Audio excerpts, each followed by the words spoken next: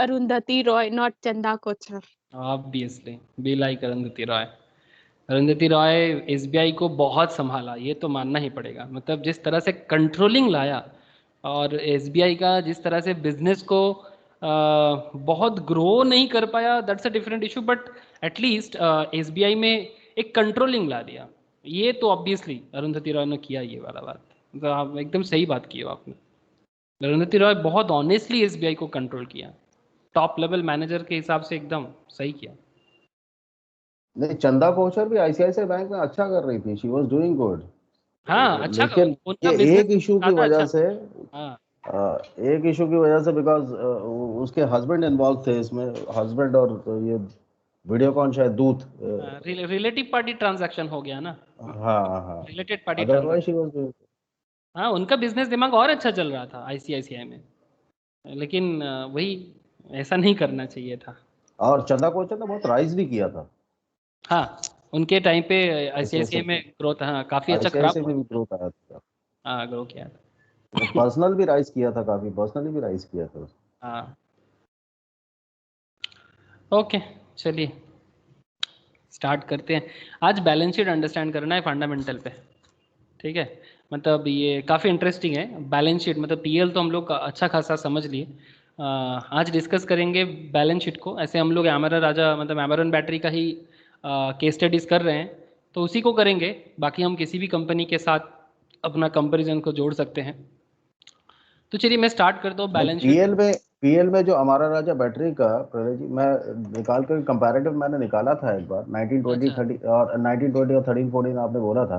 हाँ हाँ तो हाँ उसमें सब डिविजन्स हैं, जैसे पैरामीटर्स में ऑपरेटिंग रिजल्ट्स है, उसके बाद सोर्सेज ऑफ फंड्स है, हाँ जी और उसके बाद ये है रेशियोज हैं। जी तो मैं ये पूछ रहा था कि बेसिकली जैसे ये इतने सारे पॉइंट्स हैं, हम्म इतने सारे पैरामीटर्स हैं, इसमें एट ए ग्लैंस अगर मुझे किसी कंपनी की परफॉर्मेंस देखनी है, जी। तो मैं किन किन पॉइंट्स पर ज्यादा स्ट्रेस करूंगा, किन किन देखिए पैरामीटर्स पर ज्यादा ऐसे स्ट्रेस तो करूंगा? ऐसे मोटा मोटी हर एक पॉइंट तो इम्पोर्टेंट है ही, बट फिर भी अगर देखा जाए तो ऑब्वियसली ऑपरेटिंग रेवेन्यू का जो एरिया था, ठीक है।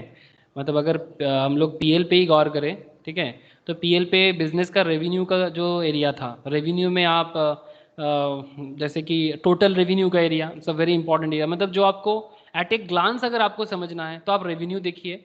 मतलब अगर मतलब ऐसे तो एक एक पॉइंट के अंदर कुछ ना कुछ होता है, बट अगर एट ए ग्लांस देखना है, समरी करना है कि हाँ मतलब एकदम एट ए ग्लांस क्या है, तो रेवेन्यू को पहले देख लीजिए। चलिए मैं एक बार आपसे स्क्रीन शेयर कर लेता हूँ, एक सेकंड।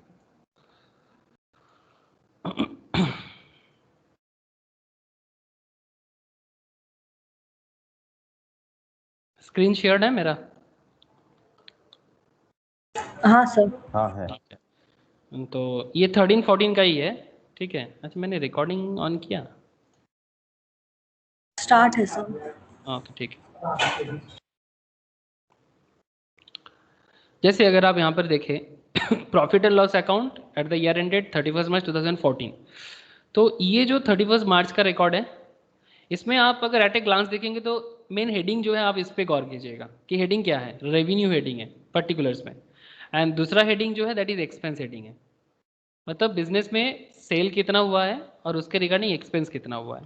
रेवेन्यू से एक्सपेंस को हटाएंगे तो आपको मिलेगा profit before exceptional items and tax. मतलब कुछ एक्सेप्शनल इधर उधर का आइटम होते हैं जो आपको पेज 33 में मिल जाएगा नोट्स में।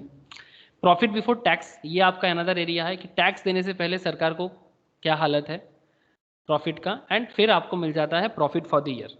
तो एट ए ग्लांस अगर आप चेक करेंगे, और ऑब्वियसली मैं ये रेशियोज वगैरह में आऊँगा, जैसे कि ईपीएस वगैरह में डिस्कस में बाद में ऐसे भी करूँगा, बट फिर भी आप लोगों को थोड़ा बहुत तो आता ही है कि जैसे हम लोगों को प्रॉफिट आफ्टर टैक्स मिल जाता है और प्रेफरेंस वगैरह कुछ है, तो फिर उसको देने के बाद जो भी बिजनेस में बचता है वो अर्निंग फॉर इक्विटी होता है, और उसको नंबर ऑफ शेयर होल्डर से डिवाइड करें तो हमको ईपीएस मिलता है। तो ये जो एक ईपीएस वाला जो रेशियो है ये बहुत ही इंपॉर्टेंट होता है, ठीक है। तो पॉइंट क्या है कि जब आप पीएल को देखें तो एट ए ग्लांस रेवेन्यू देख लीजिए, या फिर आप मतलब वो business operations, net sales product में क्या प्रोडक्ट सेल किया, that's important. Net revenue from operation जिसको हम लोग बोल सकते हैं, ठीक है, ये इंपॉर्टेंट है। एक्सपेंस का एरिया ओवरऑल देख लीजिए कितना खर्चा है, फिर आप देखिए कि profit before tax profit after tax. समझ में आ रहा है शंकर जी? बोलिए। हाँ एक्चुअली हम लोगों ने वो किया था एनुअल रिपोर्ट पे, ये एनुअल रिपोर्ट पे हम लोगों ने कंपैरिजन किया था। हाँ, कंपैरिजन जो हम लोगों ने किया था 1920 के एनुअल रिपोर्ट के स्टार्टिंग में अमरा राजा का एक काफ़ी अच्छा कंपैरिजन दिया हुआ था, ठीक है। हाँ जिसमें हाँ, जिसमें एकदम स्टार्टिंग में अगर आप 1920 ओपन 10 साल का करते हैं, कंपैरिजन दिया हुआ है जी जी जी, 10 साल का और लास्ट कंपैरिजन 10 दिया इयर्स हुआ का। है। जी, हाँ, इसमें ये देखिए ये वाला फ्रॉम फाइनेंशियल ईयर 15-16 से लेके 15-16 से लेके 1920 उसका नेट सेल्स का, ईबीआई टीडीए का, प्रॉफिट आफ्टर टैक्स का, नेट कैश फ्रॉम ऑपरेशंस का। मतलब अल्टीमेटली एक बार पीएल और बैलेंस शीट का अंदर वाला चीज समझ लिया ना, तो उसके बाद एट ए ग्लांस तो कोई भी इंसान इसी को चेक करता है। लेकिन अगर कभी भी किसी पॉइंट पे उनको डाउट है या फिर उनको ऐसा लग रहा है कि नहीं मुझे थोड़ा इसका डिटेल्स चेक करना है, ठीक है, तो अगर आप डिटेल्स चेक करना चाहते हैं तो देन आपको क्या करना है, उसके पीएल में जाना है। अगर आप net sales from operation check करना चाहते हैं या फिर प्रॉफिट आफ्टर टैक्स, यहाँ पर तो बोल दिया 661 करोड़ का है, बट आप डिटेल्स भी देखना चाहते हैं ना कि ऑडिटेड रिपोर्ट क्या है। यहाँ पर प्रॉफिट आफ्टर टैक्स तो बता दिया 661 करोड़ का है, बट एक्चुअली ये किस तरह से 661 करोड़ है, उसके लिए आपको क्या करना है, पीएल में जाना है कि नहीं है। बात मेरा समझ में आ रहा है ना? हेलो हाँ सर। शंकर जी, पॉइंट समझ में आ रहा हाँ है ना? ठीक है। हाँ ठीक है, तो बेसिकली एट ए ग्लांस तो आप देख के मोटा मोटी आप एक आइडिया लगा ही लेंगे कि हाँ चलो बिजनेस में इस तरह से ग्रोथ हुआ है, कभी डाउन भी थोड़ा सा हुआ था, फिर कभी ग्रोथ भी हुआ है। लेकिन आपको अगर डिटेल्स भी चाहिए कि हाँ मुझे थोड़े डिटेल्स चाहिए, क्या क्या पॉइंट्स के चेंजेस हुआ है वो मुझे चाहिए, तो ये आप एक पीएल से समझ सकते हैं। एक काम कीजिए, धीरे धीरे ही आगे बढ़ेंगे।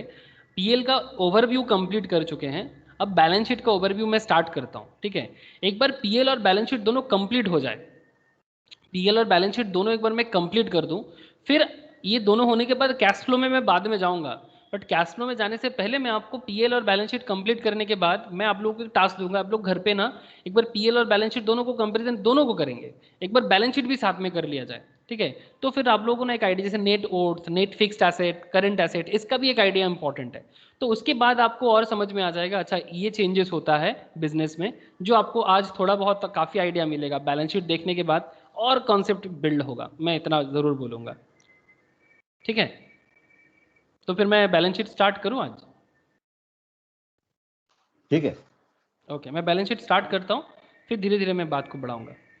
तो ऐसे तो हम लोग नॉर्मली बात कर रहे हैं 13-14 में, और होमवर्क के लिए में हम लोग 1980s को यूज़ करते हैं, 1920 को, ठीक है। तो 13-14 में ही आज भी बात करेंगे कि 13-14 में क्या सिचुएशन था, और आज के डेट में दैट इज़ 1920 में बिजनेस में क्या चेंजेस आया। तो ये 1920 है और ये हमारा 13-14 है। तो एक चलिए मैं आपको एक एक करके आगे बढ़ाता हूँ, ठीक है। तो first point is understanding balance sheet statement, that is part 1। तो बैलेंस शीट स्टेटमेंट का पार्ट 1 में क्या सीखेंगे? First thing, balance sheet equation. थोड़ा समय देना पड़ेगा because balance sheet seriously is very important. Okay, तो बैलेंस शीट इक्वेशन में अगर आप देखिए, while the PL statement gives us information pertaining to the profitability. ऐसे सिंपली अगर बोला जाए कि पीएल से हमें क्या मिलता है समझ में, तो हमें बिजनेस का प्रॉफिटेबल कंडीशन समझ में आता है, यस और no? Profit and loss account से यस एक्चुअली हमें सर। क्या मिलता है? बिजनेस का प्रॉफिटेबिलिटी सिचुएशंस पता चलता है कि बिजनेस प्रॉफिटेबल है, लो प्रॉफिट में है, हाई प्रॉफिट में है, या फिर लॉस में है। ये समझ में आता है ना पीएल से। इन सिंपल अगर मतलब एक लैंग्वेज में बोला जाए तो पीएल हमें यही पिक्चर शो करता है। हाँ शंकर जी, हाँ हाँ ओके ओके। है ना? तो पीएल से हमें ये पता चलता है, बट बैलेंस शीट से हमें क्या पता चलता है? इंपॉर्टेंट क्वेश्चन ना, कि चलिए मतलब पीएल तो देखेंगे बिजनेस का प्रॉफिट सिचुएशन समझने के लिए, बट बैलेंस शीट क्यों करना है? अब बैलेंस शीट में क्या इंपॉर्टेंट हो जाता है कि the balance sheet gives us the information pertaining to the assets and liabilities. Business में एसेट एंड लाइबिलिटी का क्या सिचुएशन है, and the share holders equity. Share holders equity मतलब शेयर होल्डर्स का वेल्थ, शेयर होल्डर्स इक्विटी मतलब shareholders wealth. अब वो भी बड़ा इंटरेस्टिंग है।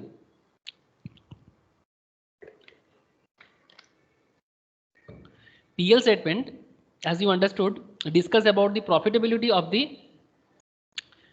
फाइनेंशियल ईयर अंडर कंसिडरेशन, मतलब नॉर्मली हम लोग जब भी प्रॉफिट बुक करते हैं, मतलब प्रॉफिट को कैलकुलेशंस करते हैं, किसी एक पर्टिकुलर ईयर का प्रॉफिट कैलकुलेट करते हैं। जिससे फॉर एग्जांपल बड़ा सिंपल बात है, यहाँ पर ये जो प्रॉफिट एंड ये कैश फ्लो है, एक सेकेंड मैं आपको पीएल, ये प्रॉफिट एंड लॉस एक बार जस्ट गो थ्रू देखिए एक बार ध्यान से। कौन सा ईयर का प्रॉफिट एंड लॉस अकाउंट है ये? 31 मार्च। हाँ, एनुअल रिपोर्ट 13-14 है, 13-14 का प्रॉफिट एंड लॉस अकाउंट है। यहाँ पर ये वाला देखेंगे तो ये कौन सा मंथ का है, कौन सा ईयर का? Consolidated statement of profit and loss 31 March 2020, that means this is 1920। तो जब हम लोग प्रॉफिट का कैलकुलेशंस करते हैं वो किसी एक पर्टिकुलर ईयर का प्रॉफिट होता है, बट बैलेंस शीट जो है ना वो भी किसी पर्टिकुलर ईयर में ही बनाया जाता है, बट ये जो एसेट या वेल्थ बनता है ना वो किसी एक ईयर में नहीं बनता, उसमें एक्चुअली काफी दिनों से चला हुआ जो बिजनेस आ रहा है ना उसका सिचुएशंस भी आपको पता चलता है। मैं आपको आगे बताता हूँ। तो hence it is good to say the PL statement is a stand alone statement, मतलब the balance sheet however is prepared on a flow basis. Balance sheet एक फ्लो है, बट पीएल को हम बता सकते कि ये एक स्टैंड अलोन स्टेटमेंट है, इस पर्टिकुलर ईयर में ये हुआ है, लास्ट ईयर में ये था, इस ईयर में ये है, दिस पर्टिकुलर ईयर का इंफॉर्मेशन। जैसे करंटली 2021 चल रहा है, मार्च खत्म हो जाएगा 31 मार्च को, तो ये ईयर खत्म हो जाएगा, फिर अप्रैल से न्यू ईयर चालू होगा, दैट इज 21-22 चालू हो जाएगा। अब किसी एक पर्टिकुलर ईयर में बिजनेस में जो भी खर्चा और जो भी इनकम हो रहा है उसका डिटेल्स हमें मिलता है पीएल से। एक पर्टिकुलर ईयर जो रेलिवेंट पर्टिकुलर ईयर है उसका हिसाब, प्रॉफिट एंड लॉस का हिसाब हमें पीएल से मिलता है। बट बैलेंस शीट थोड़ा अलग बात करता है। Balance sheet however is prepared on a flow basis, ये एक फ्लो में बात करता है, meaning it has financial information pertaining to the company right from the time of it was incorporated, मतलब जब से कंपनी बना है, जब से बना है, कंपनी के बैलेंस शीट चेक करने से कंपनी जब से इंसेप्शन हुआ है, जब से उसका इनकॉर्पोरेशन हुआ है, तब से लेके आज तक का सारा कहानी बैलेंस शीट के अंदर छुपा हुआ रहता है। आगे आगे आपको समझ में आएगा। दस while the PL talks about how company perform, PL बताते हैं कि इस साल का कंपनी का परफॉर्मेंस कैसा है, वो हमें पीएल के पता चलेगा in a particular financial year. The balance sheet on the other side how the company has evolve financially over the years, मतलब फाइनेंशियली, मतलब एक साल से दूसरा साल, दूसरा साल से तीसरा साल, चौथा साल, इस तरह से जितना सालों भर कंपनी अपना बिजनेस चला रहा है उसमें कंपनी में क्या चेंजेस आया, ये एक्चुअली आपको बैलेंस शीट से समझ में आएगा। पीएल और बैलेंस शीट का फर्क समझ में आ रहा है थोड़ा सा? हेलो, थोड़ा सा समझ में आ रहा है कि पीएल और बैलेंस शीट एक्चुअली कहां पर अलग है? बोलिएगा थोड़ा सा। एक बार दोबारा बताइएगा पंडित जी। हाँ, मतलब मैं बता रहा हूं कि पीएल जो है प्रॉफिट एंड लॉस जो है एक फाइनेंशियल ईयर का होता है जी, लेकिन बैलेंस शीट भी किसी एक पर्टिकुलर फाइनेंशियल ईयर के एंड में ही बनाया जाता है, बट उसके अंदर जो इंफॉर्मेशन अवेलेबल होता है वो इंफॉर्मेशन जब से कंपनी बना है तब से लेके आज तक का सारा इंफॉर्मेशन उसके अंदर होता है। बट हाँ, आपको देख के वैसे समझ में नहीं आएगा कि कैसे है, मैं आपको दिखाता हूं तो आपको समझ में आएगा। एक सेकेंड ओके। तो ये तो पीएल है, मैं आपको बैलेंस शीट दिखाता हूं। अगर आप बैलेंस शीट पे थोड़ा सा गौर करें, ये 31 मार्च 2014 का बैलेंस शीट है अमरा राजा का, अमरन बैटरी का। तो इसके बिजनेस में क्या जरूरी होता है, कंपनी, ये कंपनी का बैलेंस शीट है, तो कंपनी के बैलेंस शीट में जो सिस्टम है ये शेड्यूल 3 के बेसिस में बनाया जाता है। जैसे यहाँ पर भी आप देखो और या फिर आप यहाँ भी देख लो, this is also balance sheet, just look, this is consolidated balance sheet. Schedule 3 के हिसाब से यहाँ पर एसेट्स होते हैं, नीचे इसका लाइबिलिटीज होते हैं। अब पहले यहाँ पर ऐसे, मतलब आज के डेट में ये एसेट्स पहले लिखा गया और इक्विटी लाइबिलिटीज नीचे लिखा गया, बट 13-14 के टाइम पे इक्विटी लाइबिलिटीज को ऊपर लिखा गया था और एसेट को नीचे लिखा गया था। थोड़ा सा फर्क है, वो उसमें उतना टेक्निकलिटी में नहीं जाते, वो अकाउंट्स में बात करेंगे। लेकिन पॉइंट है कि इसमें अगर आप थोड़ा सा देखें कि शेयर होल्डर्स फंड, ये जो बिजनेस स्टार्ट करने के टाइम पे जो शेयर होल्डर्स का फंड, मतलब जो लोग बिजनेस को चालू किया है या फिर बाद में जितना शेयर होल्डर को अंदर कंपनी के शेयर्स को डिस्ट्रीब्यूट किया गया, वो वैल्यू क्या सिर्फ 2013-14 में हुआ है या फिर काफी दिनों से होके आ रहा है? ये जो 170.81 मिलियन का शेयर कैपिटल यहाँ शो हो रहा है, 31 मार्च देखिए 13 के एंड पे भी यही शेयर कैपिटल था और 31 में 2014 के एंड पे भी 170.81 शेयर कैपिटल है। रिसेंट वाला हिसाब देखें तो शेयर कैपिटल में 1920 के हिसाब से अगर देखा जाए तो इक्विटी शेयर कैपिटल 17.08 ये सब करोड़ में है, ये सब करोड़ में है। इक्विटी शेयर कैपिटल सेम है, मतलब जो 13-14 में था वही 19-20 में है।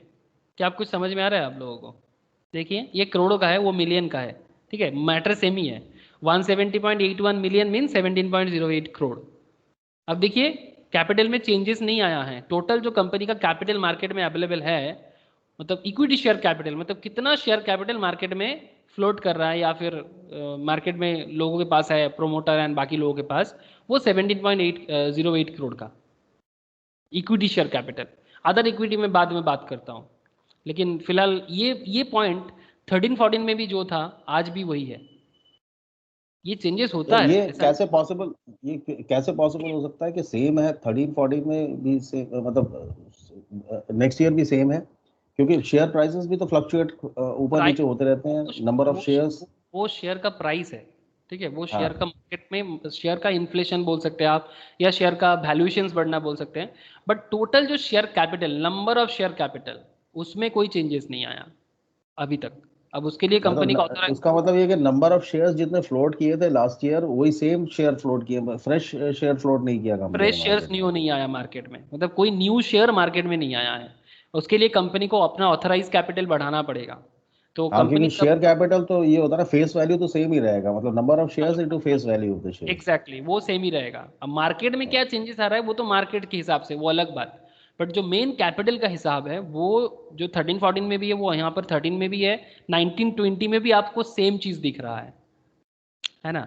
तो ये चीज कंपनी के, मतलब इसके अंदर अगर बाद में कुछ चेंजेस हुआ भी है तो वो समय के साथ साथ चेंजेस होता है, लेकिन अल्टीमेटली इसमें आपका वो सारा का सारा डेटा आता है जो कंपनी के शुरू से लेके आज तक का डेटा आपको बैलेंस शीट देखने से पता चल सकता है।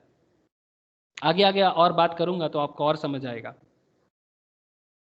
ऐसे मैं ज्योति एंड रोशनी को भी, रोशनी तो आज नहीं है, प्रिया को भी पूछना चाहूंगा, समझ में आ रहा है कुछ?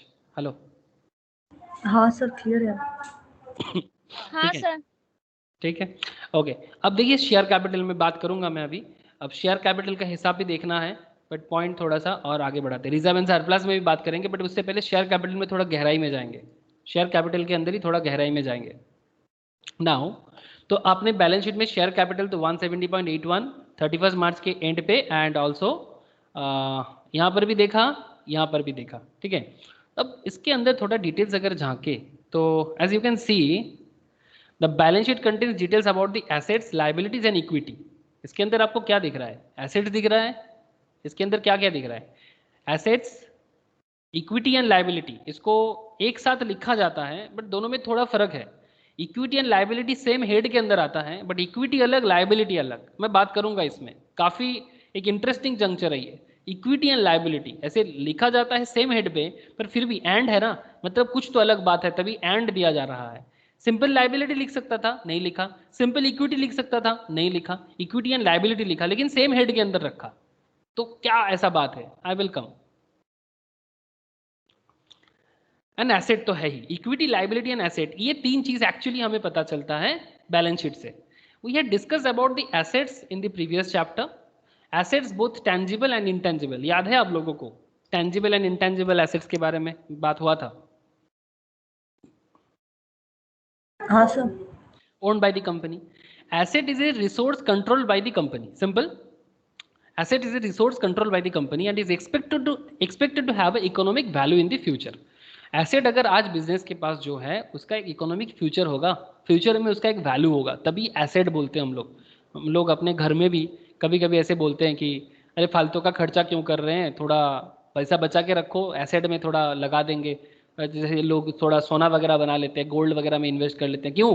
क्योंकि गोल्ड का फ्यूचर वैल्यू है, तभी गोल्ड को एसेट बताते हैं हम लोग। या फिर किसी के पास थोड़ा पैसा है तो कहीं जमीन खरीद के रखते हैं तो बोलते हैं एसेट है, बिकॉज फ्यूचर में वैल्यू मिलेगा। सिंपल बात है, जिसका फ्यूचर इकोनॉमिक वैल्यू होता है उसको एसेट कहते हैं। Typical examples of asset include plant, machinery, cash, brand, patents etcetera.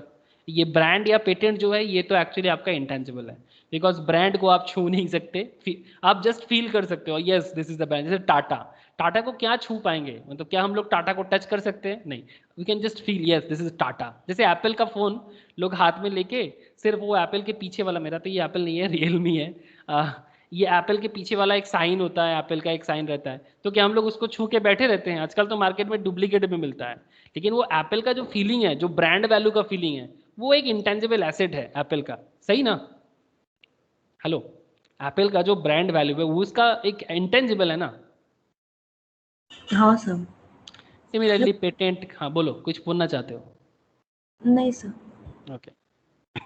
Assets are of two types, current and non current, please point to be noted. हाँ, एसेट दो तरह का होता है, एक करेंट एसेट होगा, एक नॉन करेंट। नॉन करेंट मतलब आप इसको लॉन्ग टर्म भी बोल सकते हैं, बट ये वर्ड ज्यादा यूज होता है नॉन करेंट। नॉन करेंट मतलब, करेंट एसेट मतलब जिस एसेट को हम लोग नॉर्मली एक साल के अंदर कैश में ट्रांसफर कर सकते हैं या फिर वो कैश में है, मतलब we can say it cash and cash equivalent, cash and cash equivalent, but उसको एक साल के अंदर हम लोग कैश में ट्रांसफर कर सकते हैं, मतलब इस तरह का एसेट। लाइक उसमें कैश तो है, बैंक है, शेयर्स वगैरह जिसको हम लोग बहुत जल्दी कैश में कन्वर्ट कर सकते हैं। You can say this kind of thing is a current asset. Bills receivable या डेटर बोलते हैं, मतलब मार्केट में मैंने कुछ सेल किया, सिंपल बात है, मैंने मार्केट में मेरा बिजनेस का कुछ प्रोडक्ट सेल किया लेकिन क्रेडिट पे किया, लेकिन मुझे पैसा मिलने वाला है, तो क्या नॉर्मली अगर मैं आज सेल करता हूँ तो मुझे पैसा इस साल के अंदर मिलेगा, ये मैं सोच सकता हूँ ना? हेलो, मैंने अगर कोई प्रोडक्ट, मेरा कोई बिजनेस का प्रोडक्ट या सर्विस मैंने सेल किया, तो क्या मैं सोचूंगा कि इस साल के अंदर मुझे पैसा मिल जाएगा in general? Hello, sir. So basically ये current asset and non current asset का चक्कर क्या है? करंट एसेट मतलब जिस एसेट का बहुत जल्दी हम कैश में कन्वर्ट कर सकते हैं या फिर वो कैश में ही है, तो करंट एसेट। लिक्विड कैश जल्दी बन जाना। हाँ, इमीडिएटली कैश में ट्रांसफर हो जाए, वही बोला ना तुमने। Okay. And non current means क्या है कि जिसको कैश में ट्रांसफर करने में टाइम लगता है, मोर देन 1 ईयर लग सकता है, ठीक है, that is non current. Like land, building, machinery, plant etcetera, इस टाइप का जो एसेट्स होते हैं ये नॉन करेंट एसेट्स में अकाउंट्स में ट्रीट किया जाता है। Will discuss this later in the chapter, obviously आगे और चर्चा होगा करेंट नॉन करेंट में। एंड लाइबिलिटी क्या है, कुछ पॉइंट में थोड़ा सा हिसाब किताब हो जाना चाहिए। एसेट के बात चल रहा है, एसेट क्या है, लाइबिलिटी में बात चल रहा है, तो लाइबिलिटी क्या है? सिंपल है बट बहुत इंपॉर्टेंट है। Other hand represent the companies obligations. Liability क्या होता है? कंपनी का ऑब्लिगेशंस, मतलब इसको हम लोग बंगाली में, हिंदी में बोलते हैं कि दाय है, but this is my normal दाय नहीं, मतलब मेरा नैतिक दाय है। नैतिक means you have to do that, मतलब करना ही होगा, लॉ आपको बाध्य करेगा करने के लिए, you are bound, you are legally bound, that sir is that. कर्तव्य। हाँ बोलो।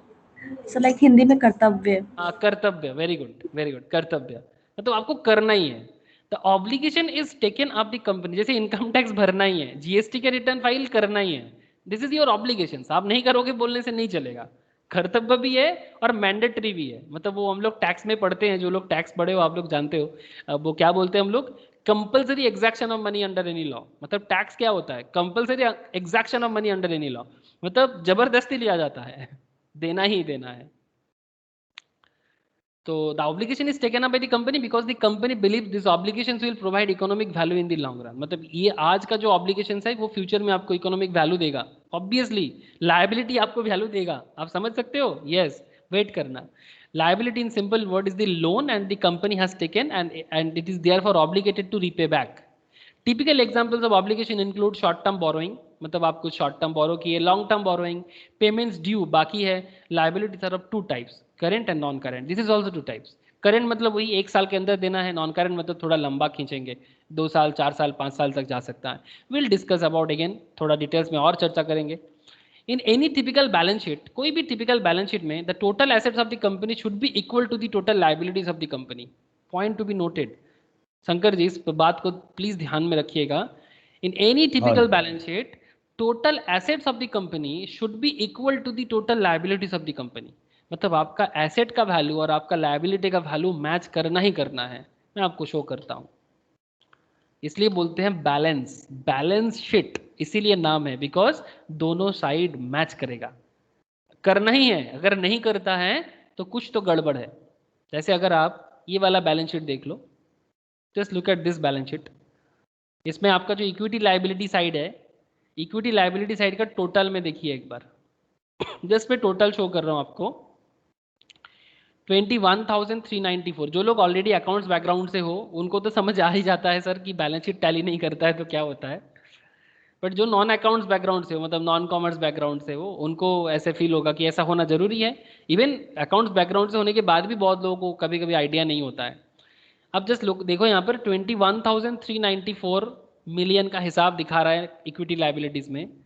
सिमिलरली अगर आप थोड़ा सा एसेट साइड में देखो, ये भी आपको सेम अमाउंट शो करेगा। देखिए शंकर जी, 21,394.41, जितने का आपका लाइबिलिटी साइड शो किया उतने का आपका एसेट साइड भी शो किया। कर रहा है ना? हाँ कर रहा है। अब ये क्यों कर रहा है, इसके बारे में चर्चा करना है। बैलेंस शीट टैली करना जरूरी है, मतलब जितना मेरा एसेट है क्या मेरा उतना ही लाइबिलिटी होगा? क्यों होगा? मतलब क्वेश्चन माइंड में आ रहा है, ऑब्वियसली क्वेश्चन आना भी चाहिए। ऐसा ऐसा नहीं कि एक बार होता है, बार बार होता है। 1920 में भी आप आ जाओ, 1920 में भी अगर आप देखो, again just look at the asset side total 5000.40 show हो रहा है ना। एसेट साइड का टोटल देखिए आप लोग 5000.40। सिमिलरली अगर आप थोड़ा सा नीचे आके इक्विटी लाइबिलिटी को देखें, ये देखिए अगेन 5000.40, बार बार होगा।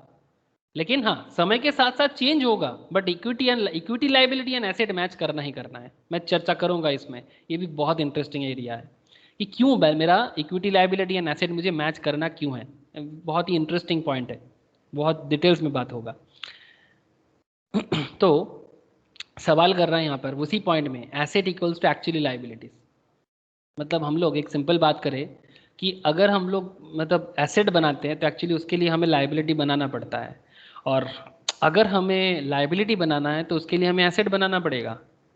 तो बेसिक पॉइंट है कि विदाउट एसेट आप लाइबिलिटी नहीं क्रिएट कर सकते, और विदाउट लाइबिलिटी आप एसेट नहीं क्रिएट कर सकते। ऐसा क्यों, मैं आता हूँ। The equation above is called the balance sheet equation or the accounting equations. इसको accounting equations भी बोलते हैं, balance sheet equation भी बोलते हैं.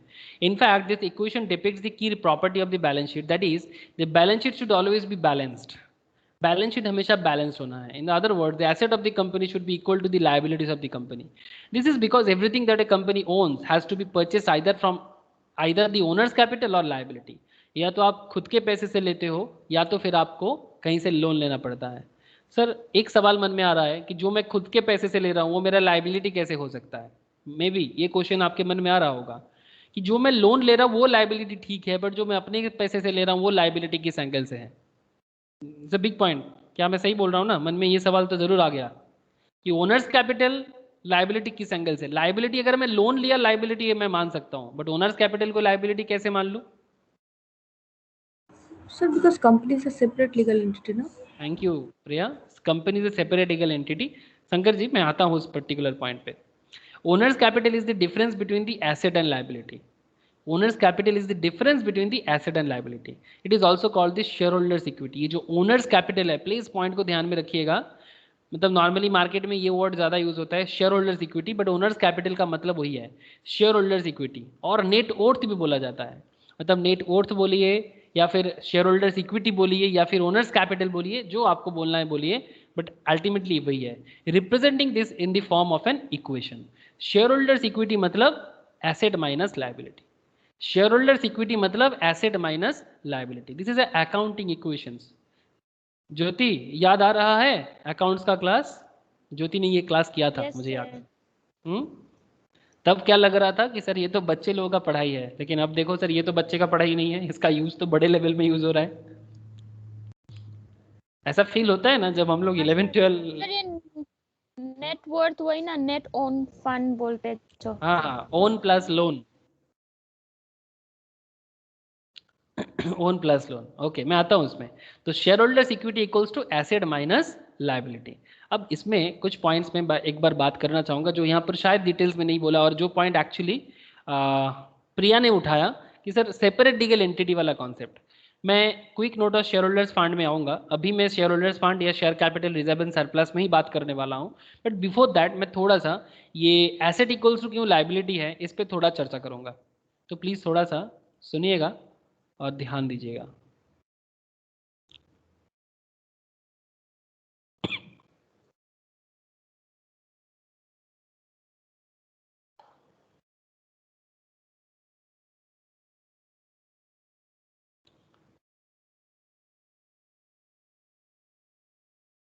मैं नॉर्मल एक बैलेंस शीट ड्रॉ कर रहा हूँ यहाँ पर। ऐसे प्रीवियसली जब कंपनी बैलेंस शीट का अलग कोई नियम नहीं था, उस टाइम पे ये वाला बैलेंस शीट ज़्यादा चलता था मार्केट में। अभी भी चलता है, बट कंपनी के केस में ये टी फॉर्मेट चला गया, उनके केस में वो शेड्यूल 3 कॉन्सेप्ट आ गया।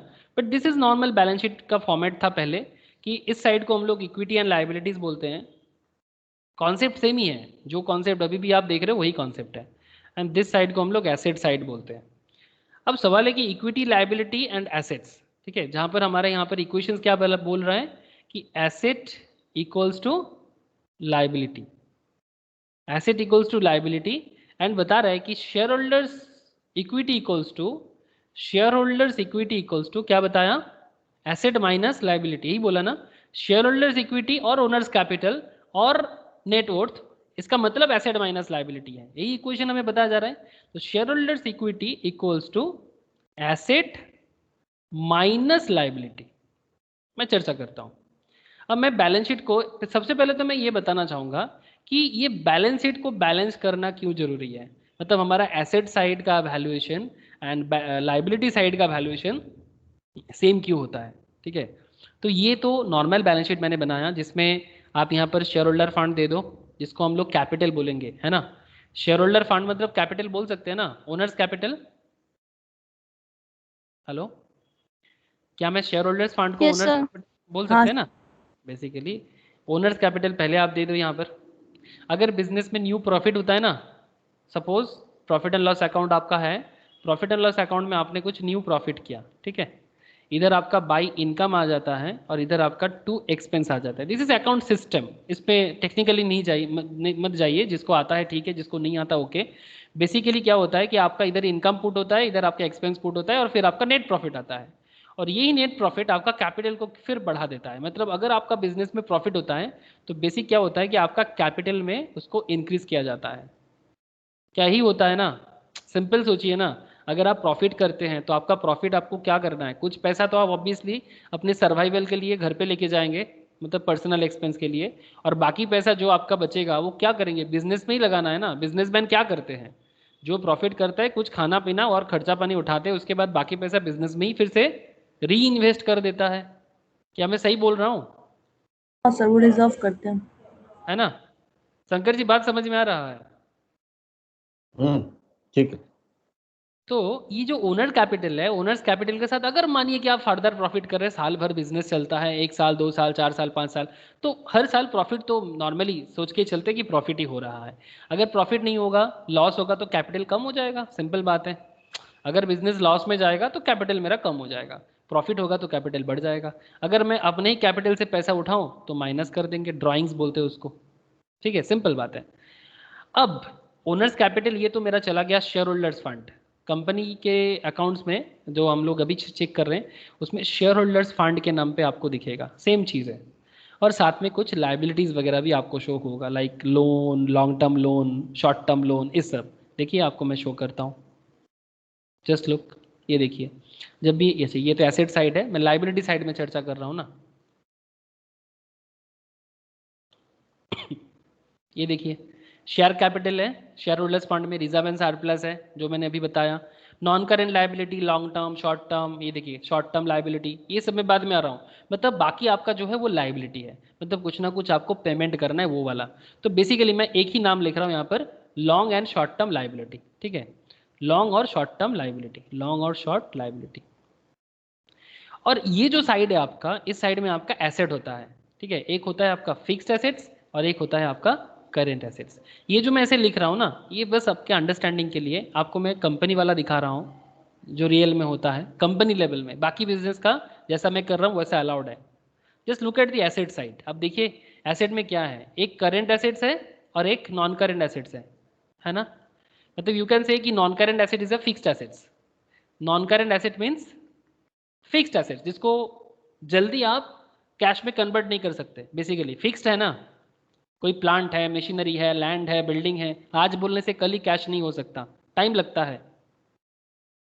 शंकर जी समझ में आया कि नहीं आया, करेंट एसेट्स हाँ एंड नॉन आ रहा करेंट है। एसेट्स, ठीक है। तो जैसे आप यहाँ पर देख रहे हो, ये से वर्टिकल फॉर्मेट में है और मैं यहाँ पर टी फॉर्मेट में शो कर रहा हूँ। अब यहाँ पर बेसिकली वही हो गया कि आपका बिजनेस में एसेट्स फिक्स एसेट्स रहेगा और करंट एसेट्स रहेगा। अब ये फिक्स्ड और करंट एसेट्स जो भी होगा, ठीक है, चाहे लैंड हो, बिल्डिंग हो, ठीक है, और करंट एसेट्स में आपका कैश, बैंक एटसेट्रा। ओके, मैं ज़्यादा डिटेल्स पे भी नहीं जा रहा हूँ बिकॉज बाद में जाना ही है। अब मैं जो मेन क्वेश्चन है उस पर बात कर रहा हूँ। मेन सवाल है कि बैलेंस शीट टैली क्यों करता है। इसके लिए दो तीन क्वेश्चन है, दो तीन क्वेश्चन। एक, बैलेंस शीट टैली क्यों करता है, वाई बैलेंस शीट टैलिट। दूसरा एक सवाल है कि इक्विटी को लायबिलिटी के साथ क्यों लिखा जा रहा है, बिकॉज इक्विटी तो शेयर होल्डर्स का वेल्थ है ना। दो सवाल मन में जरूर आ रहा होगा। एक, वाई बैलेंस शीट टैलिट, क्वेश्चन है वाई बैलेंस शीट टैलिट, ये टैली क्यों करेगा। एंड दूसरा सवाल कि कैपिटल जो है, जो मेरा इक्विटी का फंड है, इक्विटी का वेल्थ है, ठीक है, कैपिटल लायबिलिटी साइड में क्यों, ये जो कैपिटल है लायबिलिटी में क्या कर रहा है, कैपिटल एंड लायबिलिटी को एक साइड में क्यों लिखा जा रहा है। दो क्वेश्चन। तो मैं पहला क्वेश्चन का जवाब देता हूं कि बैलेंस शीट टैली क्यों करता है। शंकर जी ध्यान से सुनिएगा, ज्योति also.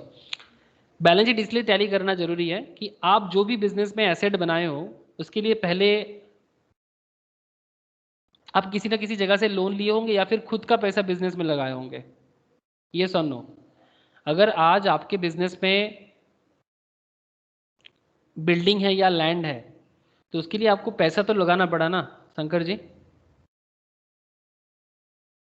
whatever fixed assets you have, चाहे लैंड हो, चाहे बिल्डिंग हो, प्लांट हो, मशीनरी हो, जो भी है आपके पास, इसके लिए आपको बिजनेस में पैसा लगाना पड़ा। उसको उसका पैसा आपको कहाँ से मिला, या तो आपने कैपिटल डाला या तो आपने लोन लिया। ये और नो। यस। जो पैसा आप खुद से दिए वो आपका ओनर कैपिटल में चला गया और जो आपने लोन लिया वो आपका लायबिलिटी में चला गया। अब सवाल आ रहा है कि ओनर कैपिटल लायबिलिटी किस एंगल से।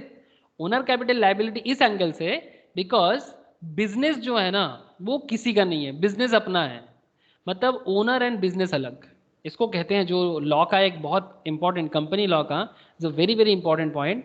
Company law to companies act, even not only companies act 2013, currently companies act 2013 चल रहा है, पहले 1956 चलता था। ये सिंपली क्लियर कट बताते हैं कि बिजनेस हो, नॉर्मल बिजनेस और कंपनीज, ये सेपरेट लीगल एंटिटी कॉन्सेप्ट में चलता है। Separate legal entity concept. इसका मतलब बहुत सिंपल है कि ओनर अलग, बिजनेस अलग। ओनर एंड बिजनेस डिफरेंट है। ओनर अलग, बिजनेस अलग, अलग है, डिफरेंट है, डिफरेंट पर्सन। इसका मतलब जब भी बिजनेस बन जाता है, जैसे सिंपल बात, चलिए मैं रियल चीज ही बताता हूं। आप यहां पर देखिए, ये हमारा राजा बैटरी का टैंजिबल एसेट दिख रहा है 6198 करोड़ का, इंटेंजिबल दिख रहा है 32.96 मिलियन का, कैपिटल वर्क इन प्रोग्रेस दिख रहा है 1443.60 करोड़ का, सॉरी ये सब मिलियंस में है। अगर आप करंट एसेट्स देखिए तो स्टॉक शो कर रहा है 3350 मिलियन का। सवाल है कि ये जो भी इनका एसेट शो आपको कर रहा है ये एक्चुअली किसी ओनर के नाम पे है या फिर बिजनेस के नाम पे है। माय क्वेश्चन इज दिस कि ये एमरॉन बैटरी कंपनी के नाम पे है या फिर ये किसी बिजनेस का जो प्रोमोटर है एमरॉन का उसके ओनर के नाम पे है। क्या लगता है आप लोगों को रियल में? बिजनेस के नाम, कंपनी के नाम पे है।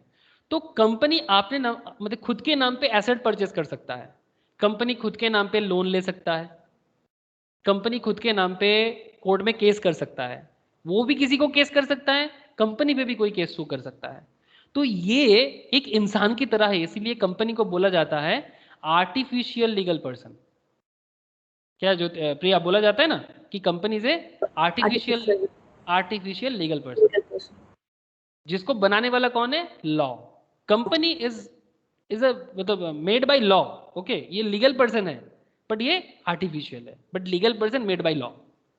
तो इसीलिए ये जो कॉन्सेप्ट है ना, बिजनेस अलग ओनर अलग, ये सेपरेट लीगल एंटिटी कॉन्सेप्ट ही आपको इतना बड़ा जवाब देता है कि ये जो कैपिटल है ना, ये कैपिटल हो सकता है ओनर का है जो बिजनेस बना रहा है, हो सकता है कि एमरॉन बैटरी का नहीं, कोई अपना प्रोप्राइटरशिप बिजनेस ही हो, बट जब भी आप खुद के बिजनेस पे भी पैसा लगाओगे ना, वो आपके बिजनेस का लायबिलिटी है कि वो आपका कैपिटल आपको वापस करे। मतलब बिजनेस अलग है, आप अलग हो। तो जब आप बिजनेस को कैपिटल देते हो तो ये बिजनेस का, सपोज ये आपका पैसा है, ये मैं हूँ बिजनेस, ठीक है, आप ये कैपिटल मुझे दिए, मैं बिजनेस हूँ और ये कैपिटल है, and this is my liability, मतलब मी इज बिजनेस, तो this is my liability to return back the owners fund. मतलब ओनर अलग है, बिजनेस अलग है, तो बिजनेस के तरफ से सोचिए, अपने तरफ से नहीं। From the business point of view this owner capital is also liability. Shankar ji point समझ में कुछ आ रहा है कि बोलिए। हाँ लायबिलिटी है, फिर इक्विटी क्या है? वो इक्विटी मतलब वही ना, ओनर ओनर मतलब जो ओनर है उसी को इक्विटी बोलते हैं। इक्विटी का मतलब होता है ट्रू ओनर। बेसिकली इक्विटी का मतलब होता है मतलब जो समान वैल्यू का शेयर होल्डर होगा। मतलब अगर एक कंपनी का टोटल वैल्यू, हाँ बोलिए। ओनर्स कैपिटल तो इक्विटी में आएगा ना फिर? हाँ, ओनर्स कैपिटल एक्चुअली इक्विटी है, उसका दूसरा नाम हम लोग अभी पढ़े ना। हाँ। ओनर्स कैपिटल का मतलब ही इक्विटी शेयर कैपिटल है, ठीक है। ये जो यहाँ पर ये जो शो कर रहा है जस्ट यहाँ पर क्या बोला, शेयर कैपिटल बोला। शेयर कैपिटल मतलब किसका कैपिटल? कंपनी का इक्विटी शेयर कैपिटल। तो ये यही एक्चुअली इक्विटी है। Equity mean share capital, normal language में बोला जाए तो ओनर्स कैपिटल। ये देखिए ना, यही वाला पॉइंट हम लोग यहाँ पर पढ़े। Owners capital is the difference between the asset and liability, it is also called the share holders equity. This is also called share holders equity, same है, या फिर इसको नेट वर्थ भी बोल सकते हैं। Representing this is the form of an equation, share holders equity equals to asset minus liability. अब आगे चर्चा करता हूँ। फर्स्ट पॉइंट मैंने पहले ये वाला पॉइंट क्लियर कर लें कि ये ओनर्स कैपिटल को लायबिलिटी साइड में क्यों लिखा जाता है। बिकॉज मैं अलग, बिजनेस अलग, ये मेरा बिजनेस का कर्तव्य है या ऑब्लिगेशन है कि वो मैंने जो पैसा बिजनेस पे डाला वो मुझे वापस करे। And that is the reason कि बिजनेस के पॉइंट ऑफ व्यू से, from the business point of view, चाहे आपका जो भी बिजनेस हो, बिजनेस के पॉइंट ऑफ व्यू से उसको आपको पैसा रिटर्न करना होगा। तो बिजनेस का ये लीगल ऑब्लिगेशन है कि वो आपको अपना कैपिटल रिटर्न करे, ठीक है ना। पॉइंट ऑफ व्यू बिजनेस के एंगल से सोचिए, नहीं तो कंफ्यूज हो जाएंगे। अब दूसरा सवाल कि ये तो पहले समझ में आ गया कि ओनर्स कैपिटल मतलब कैपिटल क्यों लायबिलिटी साइड में आया, इसीलिए इसको इक्विटी या लायबिलिटी बोलते हैं। मतलब कैपिटल मतलब equity capital, equity and liability एक साथ इसलिए लिखा जाता है, लेकिन फिर भी उसका एक अलग कैरेक्टर है ना, इसलिए उसका नाम अलग से लिखा जाता है। It's not a pure liability. मतलब तो फिर लोन जो मार्केट से लेंगे उसको मतलब अलग कैसे करेंगे? तो मार्केट लोन को अलग दिखाने के लिए, मार्केट लोन को अलग दिखाने के लिए और ओनर कैपिटल को अलग दिखाने के लिए, दोनों में थोड़ा फर्क तो होगा। हेलो, ओनर कैपिटल और मार्केट लोन में फर्क तो है कि नहीं है? हाँ सर। अब दोनों का कैरेक्टर कंपनी के एंगल से सेम है, कंपनीज एंगल से दोनों को ही रिटर्न जमा करना है, लेकिन लोन पहले देना है। लोन पहले देना है, वो बाहरी है, एक्सटर्नल लायबिलिटी है। आप बात समझ रहे हैं? लोन एक्सटर्नल लायबिलिटी है but owners capital internal liability है। ये बात समझ में आ रहा है ना? हाँ sir. This is external capital, मतलब आपको बाहर से लाना पड़ा, तो ये पहले आपको देना पड़ता है। एंड ओनर्स इक्विटी जो है वो अपना है। जैसे हम लोग भी शेयर मार्केट में जो इन्वेस्ट करते हैं ना, वो हम लोग ओनर्स इक्विटी में आते हैं। इसीलिए तो सब्जेक्ट टू मार्केट रिस्क क्यों है? बिकॉज कंपनी कितना भी प्रॉफिट कर ले, पहले हमें नहीं देगा, पहले बाजार में जो इसका लोन वगैरह वो देगा, बाद में कुछ बचेगा तो आपको मिलेगा। तो ओनर्स इक्विटी मतलब हम लोग जो इन्वेस्टमेंट करते हैं शेयर मार्केट में, वो ओनर्स इक्विटी में आते हैं। And that is the reason कि ये सब्जेक्ट टू मार्केट रिस्क होता है, ठीक है। This is internal obligation, internal capital, इसको इंटरनल कैपिटल बोलते हैं। रिस्क लो है इसमें, हाँ एक तरह से देखा जाए रिस्क स्टिल लो है बिकॉज ऑब्लिगेशन नहीं है। बट हाँ अगर कंपनी मार्केट में शेयर होल्डर्स का फेथ गवा देते हैं तो फिर वो एक अलग तरह का प्रॉब्लम है, ठीक है। तो अब एक सवाल का जवाब तो आया, अब दूसरा सवाल कि बैलेंस शीट टैली क्यों करता है? बैलेंस शीट टैली इसलिए करता है, कौन बताएगा बैलेंस शीट टैली क्यों करता है? प्रिया, ज्योति में से कोई बताओगे कि सर बैलेंस शीट टैली करना जरूरी क्यों है? Because balance sheet double entry system follow करता है। Balance sheet double entry system follow करता है, हाँ ऑब्वियसली ये एक ऑब्वियसली रीजन है। बट मतलब मैं कॉन्सेप्ट पूछना चाह रहा हूँ, मतलब टेक्निकलिटी नहीं। अब शंकर जी को शायद समझ में नहीं आ रहा होगा डबल एंट्री सिस्टम क्या है, मैं बता देता हूँ शंकर जी। जैसे डेबिट और क्रेडिट के बारे में शंकर जी जरूर सुने होंगे आप। हाँ yes, शंकर जी, हाँ, ये जो प्रिया ने अभी डबल एंट्री बताया ना, तो डबल एंट्री कॉन्सेप्ट क्या होता है कि अकाउंटिंग कॉन्सेप्ट में कि each and every debit has equal credit. ठीक है, सपोज आप बिजनेस में कैपिटल ला रहे हो तो इसका एक जर्नल एंट्री होता है। मैं ज़्यादा टेक्निकलिटी में नहीं जाना चाहता, बट फिर भी सवाल उठाया प्रिया ने तो बता रहा हूँ। जर्नल एंट्री, आप बिजनेस में पैसा ला रहे हो, कैपिटल ला रहे हो, तो आपके पास बिजनेस का जो था वो कैश था। तो कैश अगर आप बिजनेस में लाते हो तो कैश को डेबिट कर रहे हो आप। ठीक है, बिजनेस में कैश एसेट है, वो आने से डेबिट होता है। मैं ज़्यादा टेक्निकलिटी में जाना नहीं चाहता। और टू कैपिटल होता है, सिमिलर अमाउंट से डेबिट और क्रेडिट होता है। मतलब अगर कैश डेबिट हो रहा है, अगर आप बिजनेस पे 1 लाख ला रहे हो तो 1 lakh is debited and to capital आपका बिजनेस में क्रेडिट होता है वो 1 लाख। मतलब बेसिकली जैसे आपके बैंक अकाउंट में पैसा आने से आप क्या बोलते हो, क्रेडिट होगा, हुआ कि नहीं हुआ? हेलो, हाँ बोलते हैं। बैंक अकाउंट में पैसा आने से क्या बोलते हैं, क्रेडिट हुआ। सिमिलरली आपके बिजनेस में कैपिटल आया तो क्या बोलेंगे, क्रेडिट हुआ। तो फिर कैश, ये डेबिट कैसे लिखा हुआ है आपने, cash entry debit? Cash entry को डेबिट इसलिए करना पड़ा because each and every credit has equal, मतलब जैसे ऑपोजिट रिएक्शन होता है ना, उसका डेबिट होना पड़ेगा। अब ये अकाउंटिंग रूल है कि जब बिजनेस में कैश आता है तो बिजनेस में एसेट आ रहा है, और बिजनेस में जब एसेट आता है तो उसको डेबिट किया जाता है। This is the accounting rule. Golden rules. Accounting golden rule भी बोल सकते हो या इक्वेशन रूल भी बोल सकते हो। बिजनेस में एसेट आने से उसको डेबिट किया जाता है, कोई भी एसेट हो, नॉट ओनली कैश।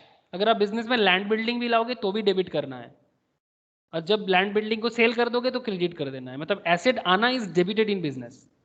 चाहे अच्छा, कैश लाओ, चाहे शेयर्स लाओ, चाहे कैप, मतलब आप क्या बोलते हैं, लैंड बिल्डिंग लाओ, फर्नीचर्स लाओ, प्लांट मशीनरी लाओ, हमेशा डेबिट होगा, रूल है। लेकिन उसके बदले में क्या हो रहा है, लेकिन हमारा इस कॉन्सेप्ट में ये कैपिटल था, तो बिजनेस में कैपिटल क्रेडिट हुआ। जब जब बिजनेस में कैपिटल के फॉर्म में कुछ कुछ भी आएगा, कैपिटल क्रेडिट हो जाएगा। ऐसे बहुत सारा ट्रांजैक्शन हो सकता है। सेल का अलग एंट्री होता है, ठीक है। जैसे कैश, अगर आप सेल कर रहे हो बिजनेस में सेल हो रहा है, सेल का एंट्री क्या होगा, कैश सेल का एंट्री। ज्योति, प्रिया बोलो।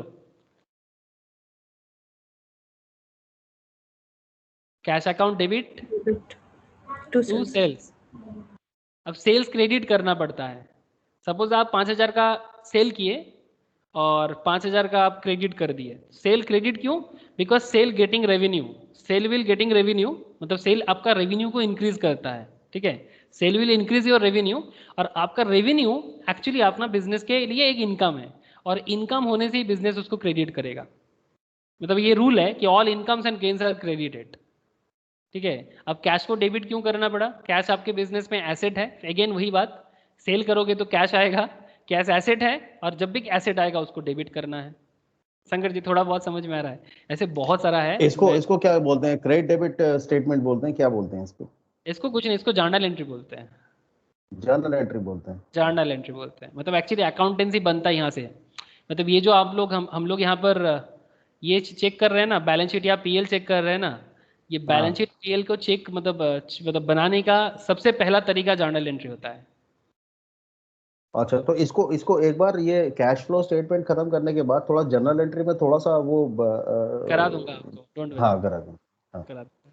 ठीक है, मतलब ये पीएल बैलेंस शीट सब फॉर्मेशन का स्टार्टिंग पार्ट जर्नल एंट्री होता है। जर्नल, फिर लेजर, फिर ट्रायल बैलेंस, एंड उसके बाद पीएल बैलेंस शीट। तभी बन सकता है ये जो स्ट्रक्चर हम लोग अभी स्क्रीन में शो देख पा रहे हैं। ठीक है, balance sheet is the last part. लेकिन जो क्वेश्चन चल रहा था, जो मैं कॉन्सेप्ट पूछ रहा था कि बैलेंस शीट टैली क्यों होता है, इसका एक बड़ा गजब आंसर है। ज्योति ट्राई करोगे? सर ट्रांजैक्शन जो हुआ उसका कंसिस्टेंसी चेक करने को। नहीं सर, देखो, एक एक सिंपल तरीका, एकदम मतलब थोड़ा लॉजिकल है, मतलब काफ़ी लॉजिकल पॉइंट है। आप लोग मुझे बताओ एक चीज़, कि अगर आपने एसेट बनाया बिजनेस पे, तो उसके बिहाफ में आपने पैसा भी तो लगाया। अगर आपका 1 लाख का लैंड है तो उसके लिए आपको कैपिटल भी तो 1 लाख बिजनेस में लगाना पड़ा। ये नो? आप बिजनेस, सपोज मानो कि आप बिजनेस स्टार्ट कर रहे हो, जस्ट स्टार्टिंग द बिजनेस, आप बिजनेस में 1 लाख लगाए, और 1 लाख में पहले दिन ही आप लैंड खरीदे, बिकॉज आपको बिजनेस करने के लिए एक जमीन चाहिए या घर चाहिए, जो भी हो, तो विदाउट 1 लाख का कैपिटल आप 1 लाख का बिल्डिंग या लैंड कहाँ से खरीदते? Just tell me. हेलो, बात समझ में आ रहा है कि नहीं आ रहा है? आपने बिजनेस में कैपिटल डाला और उस हाँ कैपिटल से एसेट खरीदा। क्या ये बात समझ में आ रहा है? हाँ, ये तो समझ में आ गया आपके बैलेंस शीट क्यों टैली होना चाहिए, मतलब बोथ साइड। उसका बोथ रीजन है, साइड। अगर आप कोई एसेट क्रिएट करते हैं तो हाँ, आइदर वो इक्विटी से आएगा या लोन से लायबिलिटी से आएगा, आएगा, मतलब लोन लोन से से आएगा। आएगा, दोनों में से पैसा सपोज आएगा। आपको बिजनेस में कैश मिला, वर्किंग कैपिटल चाहिए हाँ आप, तो अगर कैश हाँ। आपको 2 लाख चाहिए तो आप मार्केट से 2 लाख का लोन लिए हैं, ठीक है? अगर मिसमैच है बैलेंस शीट, अगर मिसमैच है तो there is some problem, there are some फिर प्रॉब्लम, गलत है एग्जैक्टली। आपका। हाँ कुछ हाँ तो कुछ तो हिसाब गड़बड़ है। हाँ। अब क्या है ना, अब ऐसे नॉर्मली देखा जाए तो आप हमेशा ना, मतलब ये तो मैं स्टार्टिंग पार्ट में आपको मैच करा सकता हूँ, मतलब एकदम जब बिजनेस स्टार्ट होता है ना, वो डायरेक्टली देख के समझ आ जाता है। बट जैसे ही टाइम टू टाइम, मतलब एवरी ईयर गोज, जैसे 1 साल से मतलब 13 14 14 15 15 16, उसमें काफ़ी सारा चेंजेस आता है। उसको सिंक करवाने के लिए आपको हर साल का अकाउंट्स को चेक करना होगा, बिकॉज उसमें क्या होता है ना, वैल्यू एडिशन हो जाता है। लैंड एंड बिल्डिंग का अप्रिसिएशन भी, वैल्यूएशन भी अप्रिशिएट करता है। तो कभी कभी कैपिटल के साथ मैच कराना भी मुश्किल हो जाता है, बट होगा। अगर आप प्रॉपर लेवल में अकाउंट्स मेंटेन करते हो तो ये मैच करना मैंडेटरी है, ये मैचिंग होना थोड़ा मैंडेटरी है। टीडीएस जॉब होता होगा, क्योंकि टीडीएस जॉब होता होगा, कुछ चीजें अप्रिशिएट होती है, कुछ चीजें डिप्रिशिएट होती हैं। हाँ एग्जैक्टली, लेकिन होगा, जो भी होगा होगा, लेकिन बैलेंस शीट टैली करेगा ही करेगा। ये तो मतलब वो बोलते हैं ना, सब मतलब नियति है नियति है, तो होगा। एप्रिसिएशन और ये तो समझ में आ गया, सिंपल जो आपने बताया है कि आपका जो करंट एसेट है, नॉन करंट एसेट है, टोटल एसेट इतना है, और इस एसेट को क्रिएट करने के लिए आपने मतलब आइदर आपने बोरोइंग किया है जो आपका लायबिलिटी है, या आपने ओनर्स कैपिटल लगाया जो इक्विटी है। जी इतना तो ये सिंपल चीज समझ में आ गया। लेकिन इसके बाद अगर वो शायद आप बाद में आएंगे कि वो अगर सपोज कीजिए लैंड बिल्डिंग है, वो अप्रिशिएट करता है, तो जी। उसका वैल्यूएशन फिर किस तरीके से होगा जो बैलेंस शीट में हम लोग हाँ ऑब्वियसली, बोथ साइड। उसमें हाँ, हाँ, जैसे कुछ लैंड बिल्डिंग का एप्रिसिएशन होता है, कुछ प्लांट मशीनरी का डिप्रिसिएशन होता है, ठीक है? उसको कैसे दिखाएंगे इसमें। हाँ, उसको कैसे दिखाएंगे, वो आएंगे, उसी सब चीज़ हाँ में आएंगे, हाँ। ठीक है? लेकिन अल्टीमेटली समय के साथ साथ जो भी होता है, जैसे अकाउंट्स में काफ़ी सारा स्टैंडर्ड्स होता है, बहुत सारे अकाउंटिंग टेक्निक्स होते हैं। जो लोग नॉर्मली चार्टर्ड अकाउंटेंट पढ़ते हैं हम लोग के पास, या फिर सीएमए करते हैं, उन लोगों को ये सब चीज़ें ही एक्चुअली डिटेल्स में जाके सीखना पड़ता है। क्या सही बोल रहा हूँ ना सर?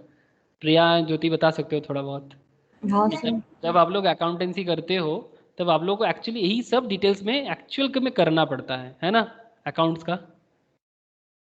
Sir yes sir. लेकिन बेसिक कॉन्सेप्ट है कि एसेट एंड लायबिलिटी मैच इसलिए करना है बिकॉज आपको अल्टीमेटली ये कैपिटल एंड लायबिलिटी से ही एसेट बनाना होता है। और फिर बाद में मानो कि आपको फिर से लोन चाहिए और आप एसेट शो करके ही लोन लेते हो। फ्यूचर में आपको लोन चाहिए, आपको लोन चाहिए तो लोन नहीं दे रहा है, लेकिन आप बोल रहे हो नहीं, कंपनी के पास एसेट है, आप उसको मॉर्गेज रख लो और उसके वैल्यूएशंस पे लोन दे दो। ये भी तो बोलते हैं हम लोग। मतलब जो भी होता है ना, इसी के साइक्लिक प्रोसेस में होता है एवरीथिंग। ये जो साइक्लिक प्रोसेस है, ये एसेट का लायबिलिटी के साथ, लायबिलिटी का एसेट के साथ, यही cyclic process actually balance sheet को आगे लेके चलता है। बस इसके साथ कुछ एडिशन कुछ डिलीशन होता रहता है, लेकिन अल्टीमेटली बैलेंस शीट मैच करके चलेगा। मतलब बीच बीच में एडजस्ट करेगा और फिर आगे बढ़ेगा, बीच बीच में एडजस्ट करेगा और फिर आगे बढ़ेगा, ठीक है? अब समझ में आया ज्योति कि बैलेंस शीट टैली क्यों करना जरूरी है? Yes sir. इसीलिए जब आप लोग बचपन में क्लास 11 12 में फाइनल अकाउंट्स बनाते थे, सबसे ज्यादा चिंता आपको बैलेंस शीट टैली को लेके होता था। ये सुन नो, बताना सच में प्रिया? हाँ सर एकदम। जब भी आप फाइनल अकाउंट्स बनाते थे, सबसे ज्यादा चिंता इसी बात को भाई। और एग्जाम से निकलने के बाद क्या पूछते थे एक दूसरे से कि तुम्हारा बैलेंस शीट टैली किया? हाँ यही सर, बहुत लोग बोलता था नहीं हुआ, दोनों साइड एक ही लिख दिया। तो ये मैक्सिमम स्टूडेंट का मतलब सर नॉट। हाँ बोलो सर। मेरा तो और भी हिलेरियस, नहीं हुआ तो सस्पेंस अकाउंट में करके टैली कर दो। हाँ, वो एक रूल तो बना के रखा है ना कि अगर नहीं होता है फिर सस्पेंस अकाउंट बना दो। मतलब सस्पेंस मतलब आप समझ रहे हो ना, मतलब सस्पेंस है कि भाई कहाँ है, इसको ढूंढना पड़ेगा। लेकिन कुछ तो होगा, वो सस्पेंस को लेके ऑडिट में खेल चलता है। ये जो खेला हवे बोल रहा है ना, अब अकाउंट का खेला तो सस्पेंस को लेके ही होता है।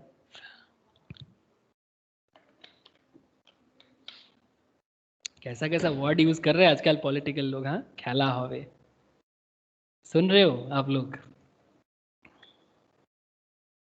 सर सुना। ऐसा लग रहा है कि कोई साउथ का आज फिल्म मोदी जी ने बोला ना कि खेला खेला मतलब खेला खत्म होगा और उन्नयन शुरू होगा। हाँ, आज मोदी जी काउंटर में बोला। आज तो काउंटर में बोला। दीदी तो सिलीगुड़ी में सिलेंडर लेके खड़े हो गए। वो देख के बड़ा मजा आया। सिलेंडर लेके एकदम मेहनती है, बहुत मेहनती है ये, इस बात पे तो कोई दौरा नहीं है। कुछ भी हो जाए दीदी अपना अपना मतलब ऐसा लग रहा है कि दीदी विरोधी में है। दीदी हाँ, जिस ऑपोजिशन दीदी पार्टी में। दीदी जिस तरह से राजनीति करते हैं हमेशा ऐसा लगता है कि वो ऑपोजिशन में है और कोई है जो लीडिंग में है, जैसे मोदी जी लीडर है और दीदी ऑपोजिशन में। मजाक, चलिए कोई बात नहीं। Next, quick note on share holders fund. चलिए फटाफट शेयर होल्डर्स फंड को लेके गहराई में चलते हैं। As you know the balance sheet has two main sections, that is, अच्छा बैलेंस शीट और बैलेंस शीट का जो ओवरऑल कॉन्सेप्ट है कैपिटल का, बैलेंस शीट टैली करने का, ये तो समझ में आ गया। So the asset and the liabilities as you know they represent the obligation of the company. The shareholders fund which is integral to the liability side of the balance sheet, क्यों है मैं बता दिया। अब उसी को हम यहाँ पर हाईलाइट किया गया है। Many people find this term little confusing, और मैं confusion पहले ही दूर कर दिया कि क्यों liability side में shareholders fund को लिखा जाता है, मैंने पहले ही दूर कर दिया, मतलब यहाँ पर अभी बता रहा है, लेकिन मैंने इसी के ऊपर चर्चा इतना देर से कर रहा था। Now balance sheet as at 31 March 2014, जिसमें शेयर कैपिटल बोला 170.81 एंड रिजर्व एंड सरप्लस बोला 13,456 million and 170.81 million share capital. Last year 2013 में डिटेल्स था 170.81 एंड ये था 10,427.33 रिजर्व एंड सरप्लस पे था। जो रिजर्व एंड सरप्लस में इंक्रीमेंट हुआ मतलब प्रॉफिट हुआ है बिजनेस में, तभी जाके इंक्रीमेंट हुआ है, इसीलिए ये चेंजेस दिखाई दे रहा है। नो पॉइंट इज, ये शेयर होल्डर फंड आपको क्या आइडिया देगा, ठीक है, मतलब आप क्या एनालाइज करोगे कंपनी के बारे में। If you think about it, on one hand we are discussing about liabilities which represent the obligation of the company, and on the other hand we are discussing the shareholder fund which represent the shareholder wealth. This is quite counterintuitive, is not it? जो बता दिया मैंने। How can liabilities and shareholder funds appear on the liability side of the balance sheet? After all, the shareholder fund represent the funds belonging to its shareholder, which is in true sense is an asset and not really a liability. Wealth तो हमेशा asset होता है, liability नहीं है, but क्यों है मैंने आपको बताया, क्योंकि वो सेपरेट लीगल एंटिटी के कारण। तो यही यहाँ पर एक्चुअली यही वाला कॉन्सेप्ट को बता के रखा है, फिर भी मैं थोड़ा सा आपको बता ही देता हूँ। To make sense of this you should change the perceptions. Okay, you look at a company's financial statement, think about the entire company as an individual whose sole job is to run its core operations and to create wealth to its shareholders. By thinking this way, you are in fact separating out the shareholders, which also includes its promoters and the company. With this new perspective, now think about the financial statement. You will appreciate that financial statement is a statement published by the company, which is an entity on its own to communicate to the world about its financial well-being. Company अपने बारे में खुद ही बताते हैं, owner नहीं बताएगा उसको। अब अलग बात है कि हम ही लोग मतलब प्रोमोटर एंड डायरेक्टर्स एंड बाकी लोग शेयर होल्डर्स मिला के ही कंपनी को चलाते हैं, बट फिर भी वो अपने बारे में खुद बताते हैं बिकॉज वो सेपरेट लीगल एंटिटी है। This also means share holders fund do not belong to company as it rightfully belongs to company share holder. Hence, from the company's perspective, the shareholder funds are an obligation. From the company's perspective, shareholders fund are an obligations payable to shareholders. Hence, this is shown on the liability side of the balance sheet. I hope ये वाला analysis भी clear हो गया। ये वाला analysis clear हो गया ना?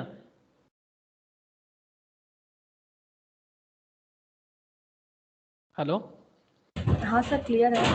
okay.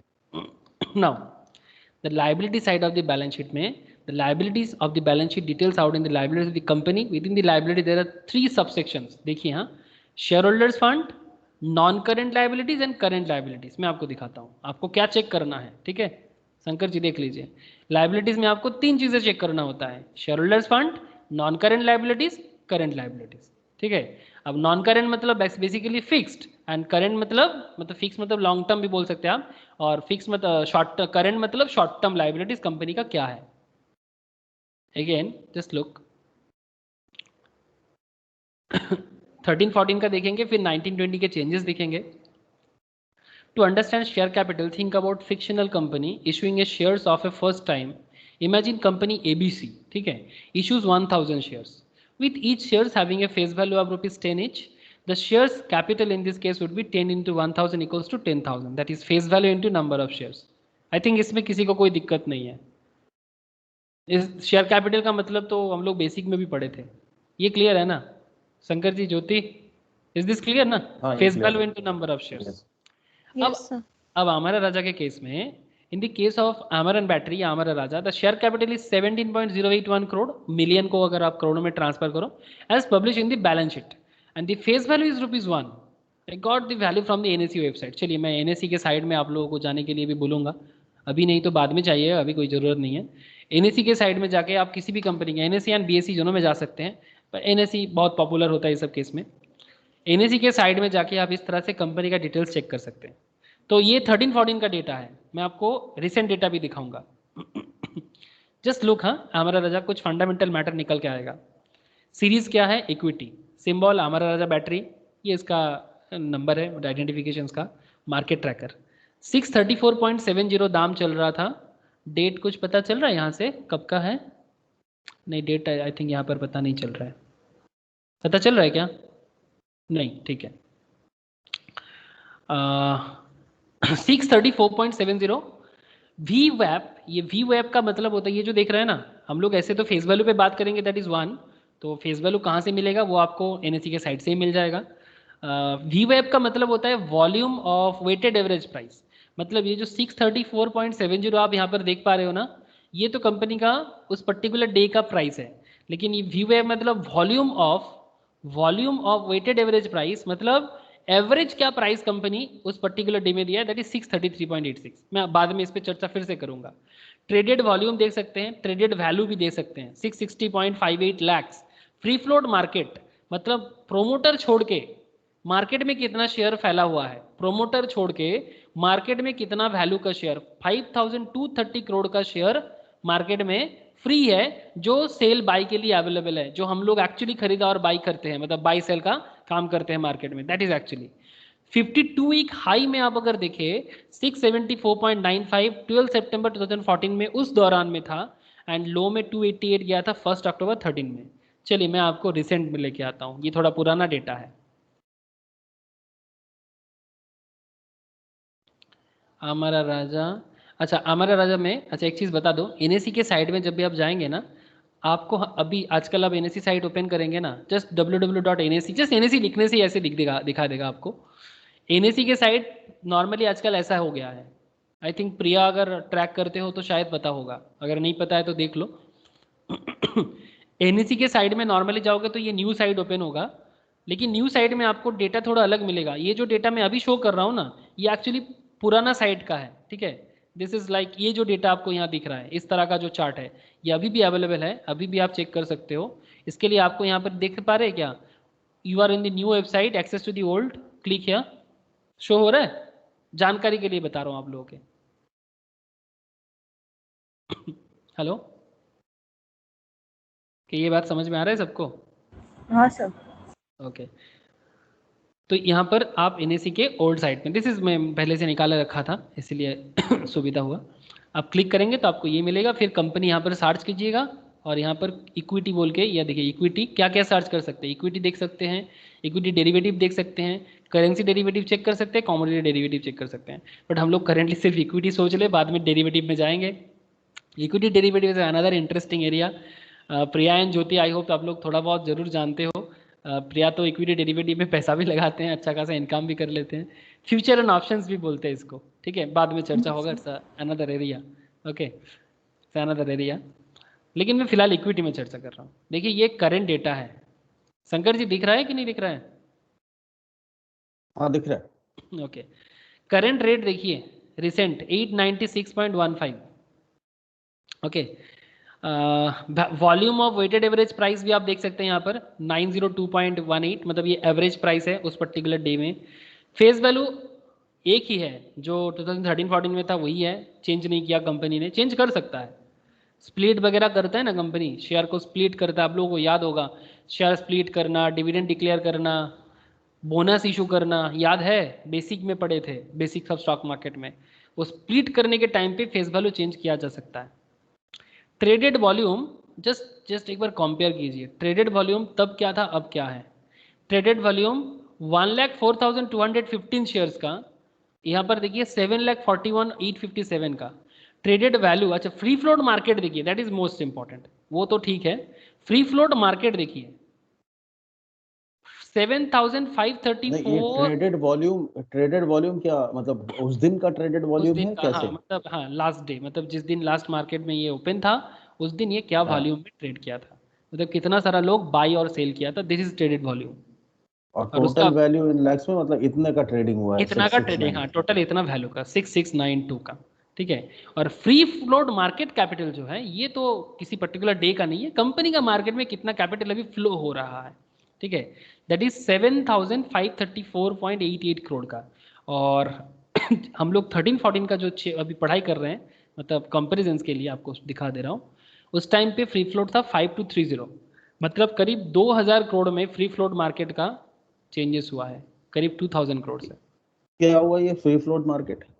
फ्री फ्लोट मार्केट मतलब कि प्रोमोटर जो है उनके हाथ में जो शेयर्स है वो मार्केट में फ्री फ्लोट नहीं होता। अगर कंपनी का टोटल शेयर होल्डिंग है, मानिए कि टोटल कंपनी का, सिंपल बताता हूँ आपको, एक सेकेंड।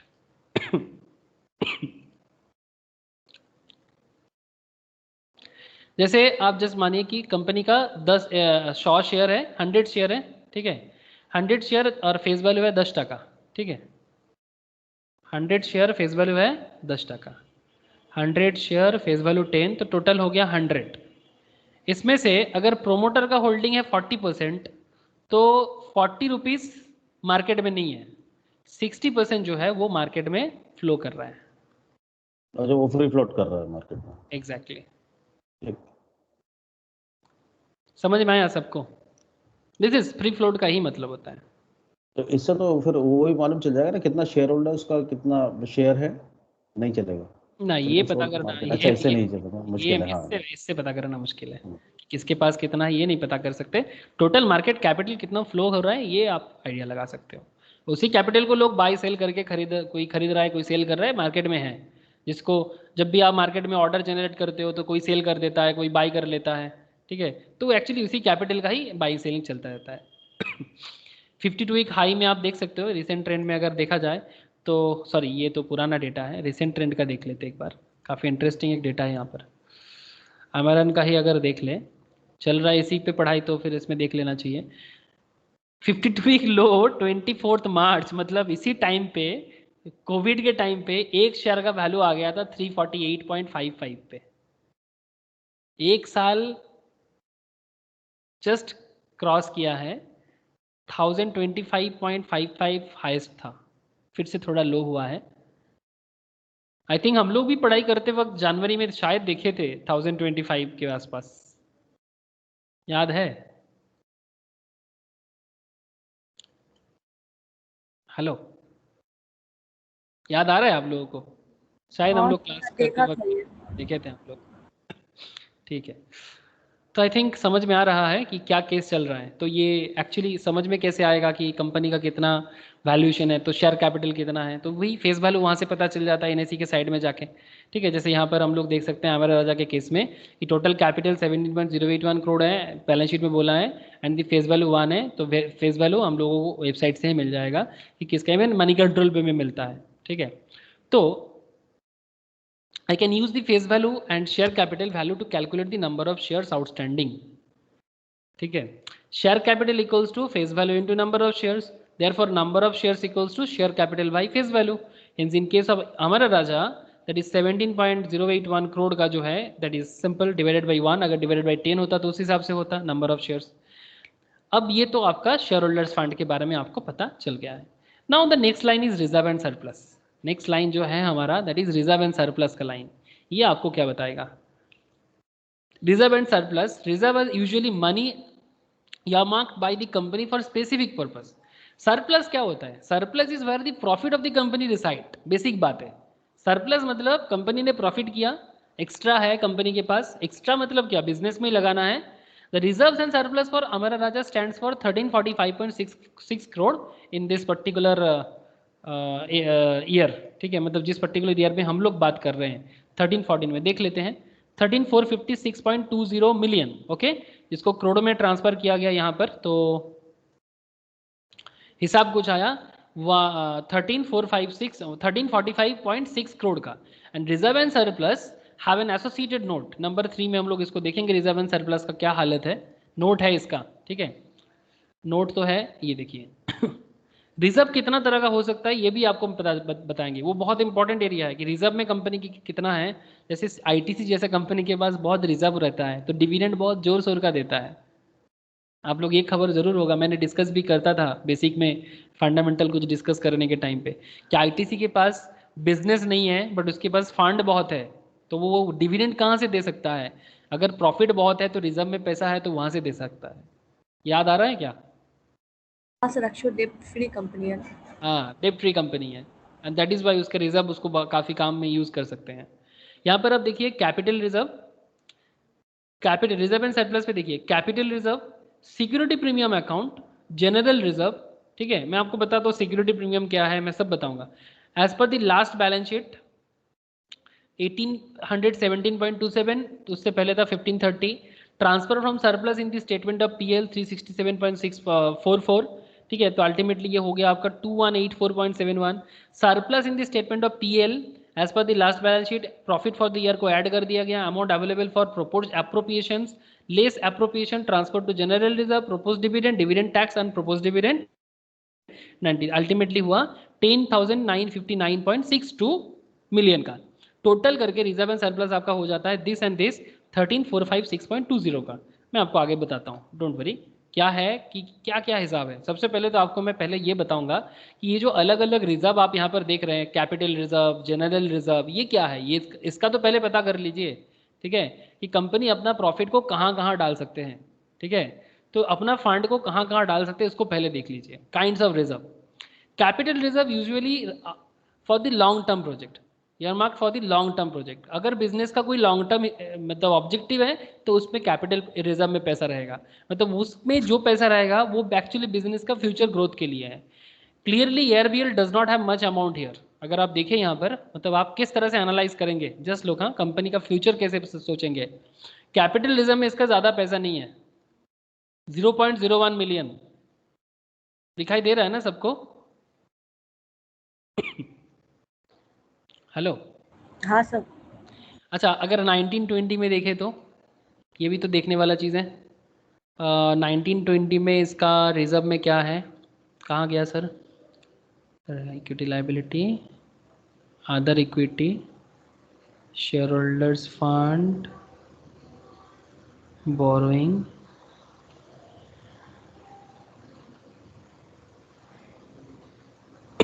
एक सेकेंड, क्या अलग से रिजर्व कुछ दिखाई दे रहा है?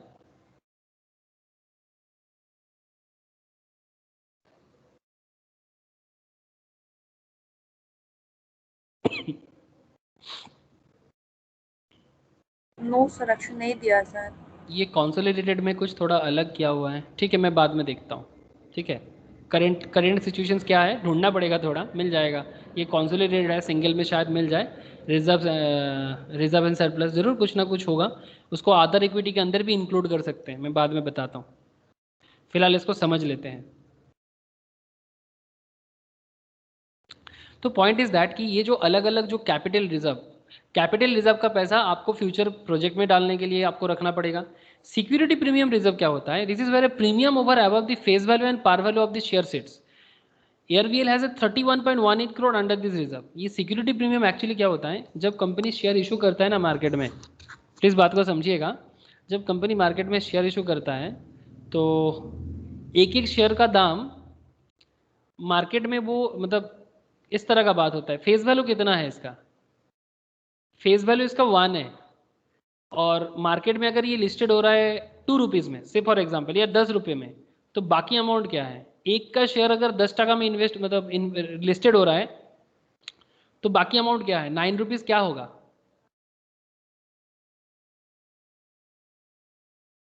हेलो, बात कुछ समझ में आ रहा है? फेस वैल्यू 1 है, मार्केट में लिस्ट हो रहा है 10 टका में, तो फिर बाकी अमाउंट जो है 9 रुपीज़, वो क्या है? प्रीमियम अमाउंट है ना।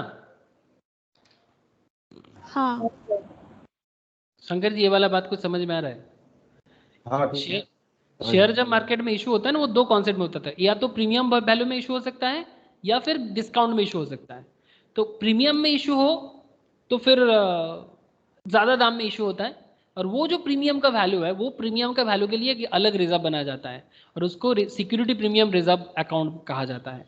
तो अमरा राजा के केस में 31.8 करोड़ का 18 करोड़ का प्रीमियम में वैल्यूएशन है, जो वो किसी भी काम पे लगा सकते हैं, वो अपने ऊपर है। जनरल रिजर्व जो है ये मतलब इसका बहुत ये हमारा राजा बैटरी का शेयर का फेस वैल्यू है 1 रुपी जी। और उसका अब वो मार्केट वैल्यू है 1000 रुपीज। नहीं, मार्केट वैल्यू नहीं, ये जब कोई कंपनी अपना शेयर को मार्केट में इशू करता है, ये देखिए, with premium over and above the face और par value of the shares sits, मतलब ये बुक वैल्यू के साथ मार्केट वैल्यू को नहीं करता है।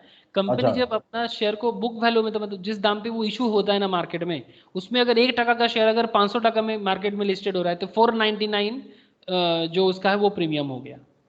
ठीक है, मार्केट वैल्यू इसमें काउंट नहीं करेगा, बुक वैल्यू काउंट करता है। ठीक है, मार्केट में तो फ्लक्चुएट करता रहता है, उसको लेके अगर अकाउंट बनाएगा तो मुश्किल हो जाएगा। एक अकाउंटिंग वैल्यू होता है, वैल्यूएशंस करके वो अपना वैल्यू 1 टका रखता है, फिर उसके ऊपर जितना ज्यादा उसका वैल्यूएशंस बढ़ रहा है उसके हिसाब से, तो जो बुक वैल्यू होता है उसको मेनली ध्यान में रखा जाता है, मार्केट वैल्यू से नहीं होता। सर, बोलो सर। मतलब वो फेस वैल्यू और इशू प्राइस जो है आईपीओ का, यस यस, उसके बीच का डिफरेंस प्रीमियम। जी जी जी, बुक वैल्यू मतलब फेस वैल्यू और इशू प्राइस जिस दाम पे वो मार्केट में आता है उसके बीच का डिफरेंस होता है प्रीमियम, और वो अमाउंट उसके कैपिटल प्रीमियम रिजर्व अकाउंट में जाता है। अगर बुक वैल्यू बना के रखा है 10 टका, और हाँ और मतलब इशू प्राइस जब नहीं, जब कोई कंपनी लिस्ट होता है मार्केट पे, लिस्ट के उस बाद पे जो जैसे उसका प्रीमियम दाम पे, बढ़ गया, वो वाला नहीं, वो वाला नहीं, हाँ, मतलब 600 वो का शेयर 800 में आएगा तो इंडिविजुअली, वो जो मतलब जो लोग ने उस पे बिड किया या इशू एप्लीकेशन किया अलॉटमेंट के लिए, वो उन लोग का इंडिविजुअल प्रीमियम। हाँ वो उनका प्रीमियम जो जिन्होंने किया। ठीक है, 10 रुपया का फेस वैल्यू है, मार्केट में 600 में लिस्टेशन हुआ, मार्केट कल जैसे हेरनबा 800 में गेन किया, 800 826 में, तो वो 600 का शेयर 800 में गेन करेगा तो वो सिक्योरिटी प्रीमियम नहीं है। वो 10, अगर हेरनबा का फेस वैल्यू 10 रुपीज था और वो मार्केट में इशू कर रहा है 600 में, तो ये जो बीच का गैप है ये इसका प्रीमियम है, ये प्रीमियम है।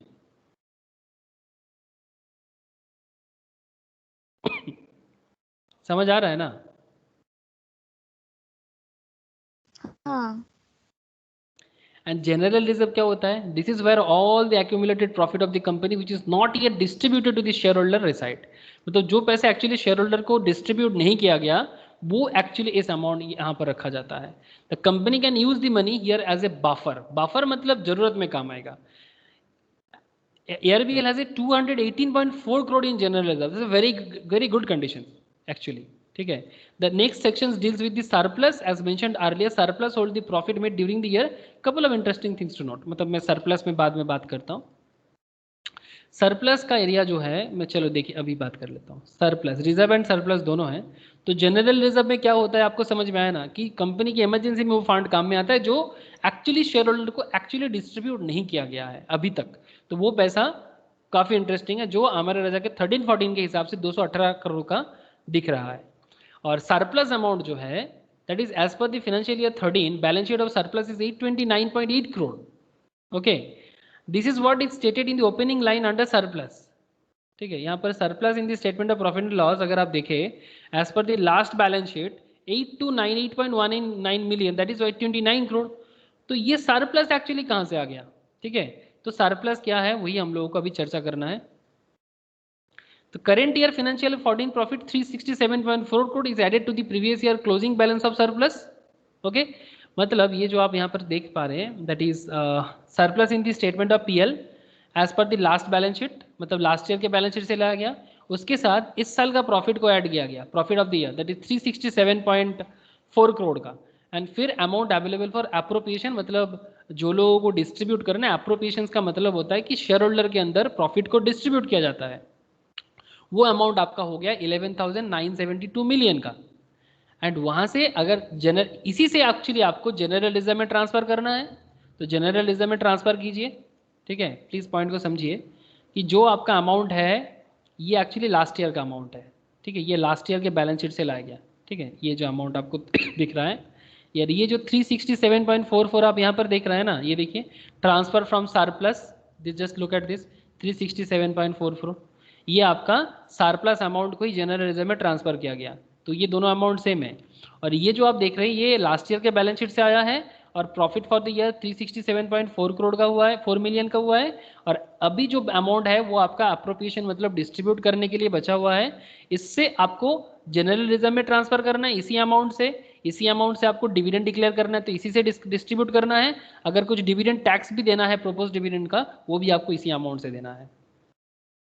बात कुछ समझ में आ रहा है? इसलिए कि ये जो अमाउंट है ना surplus in the statement of PL, ये काफ़ी वाइटल इन्फॉर्मेशन है आप लोगों के लिए कि कितना सरप्लस उसके प्रॉफिट एंड लॉस अकाउंट में अवेलेबल है। जो लास्ट ईयर था 9088.50, जो इस बार हुआ 11,972.55, जहां से जनरल रिजर्व में ट्रांसफर किया 367.44, प्रोपोज डिविडेंड के लिए गया 551.72 जो हम लोगों को डिविडेंड के तौर पे मिलता है शेयर होल्डर को, and dividend tax on propose dividend 593.77। Dividend tax share holder के हाथ में टैक्सेबल नहीं होता, मैं आपको बता दूं। हाँ, ये एज पर इनकम टैक्स का सिस्टम है कि जो डिविडेंड टैक्स होता है ना शेयर होल्डर्स के हाथ में टैक्सेबल नहीं होता। शेयर होल्डर्स के हाथ में डिविडेंड टैक्स एग्जेम्प्टेड होता है रेट में बाद में आपको बताता हूं। शेयर होल्डर्स के हैंड में एग्जेम्प्टेड है डिविडेंड जो टैक्स है, एक्चुअली इसका अमाउंट जो है ना वो कंपनी पे कर देता है। मतलब शेयर होल्डर के हाथ में एग्जेम्प्टेड है बट कंपनी पे कर देता है। जो अमाउंट आप यहाँ पर देख सकते हैं इसको डीडीटी बोलते हैं, डीडीटी, डिविडेंड डिस्ट्रीब्यूशन टैक्स। बात कुछ समझ में आ रहा है? हेलो,